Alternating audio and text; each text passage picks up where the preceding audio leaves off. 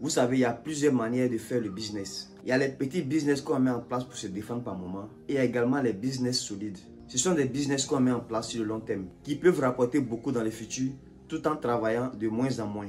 Ce sont des business qui demandent beaucoup de travail, beaucoup de sacrifices et surtout beaucoup de patience. Si toi aussi tu as des visions sur le long terme, si toi aussi tu souhaites construire quelque chose de grand, dans cette vidéo je vais te partager 5 points qui peuvent t'aider. D'abord le premier point, une entreprise qui veut faire beaucoup de cash doit s'assurer d'avoir un bon produit. Un produit de très bonne qualité. Parce que oui, la qualité compte. Tout le monde veut acheter des choses de qualité. Donc ne joue pas avec cela. Personne ne veut jeter son argent dans la poubelle. Et en plus de cela, ton produit doit être facile à distribuer à grande échelle. C'est le cas des entreprises de fabrication de téléphones telles que iPhone, Samsung. Ils font des bons produits avec des jolis designs. Et ces produits-là sont faciles à distribuer partout dans le monde. Donc si tu veux mettre ton projet en place et que tu veux vraiment impacter le monde, il faut penser également à la distribution.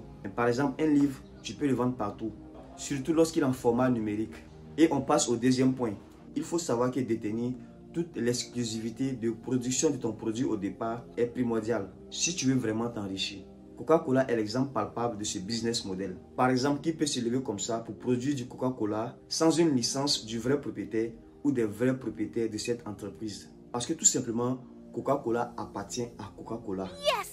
Personne d'autre n'a le droit de faire le même produit qu'eux.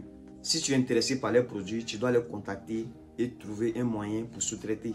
Et dans tous les cas, ils vont gagner parce que ça les appartient exclusivement. Donc tu peux aussi utiliser cette méthode pour imposer ton business. On passe au point numéro 3 qui est vraiment une évidence. Avant de créer un produit ou un service, pose-toi les questions.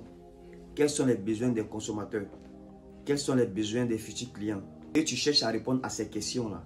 Tu as déjà un produit, tu as déjà un service. Et les problèmes, il y en a partout. Ça existe partout, ça va toujours exister. Dans ton quartier, dans ta ville, dans ton pays, il y a forcément un problème quelque part que tu peux régler.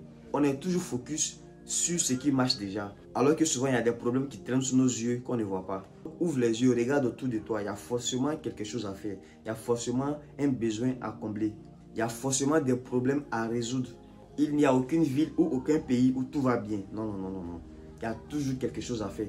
Il y a toujours quelque chose à apporter. Identifie le problème, identifie la cible et pose-toi comme la solution. Et je pense que ça, c'est vraiment une évidence et tout le monde le sait. On passe au point numéro 4. Si votre produit ou service est révolutionnaire et unique, vous avez plus de chances pour dominer votre secteur d'activité. Ce fut le cas de Bill Gates et Paul Allen en 1975 avec la création de Microsoft. Si vous voulez vous imposer dans un marché, soyez unique. Envoyez quelque chose de révolutionnaire. Quand vous venez, c'est pour bousculer les choses. Et le temps que les gens s'apprêtent à s'adapter et à vous copier, vous serez déjà positionné en tant que leader dans la tête des consommateurs.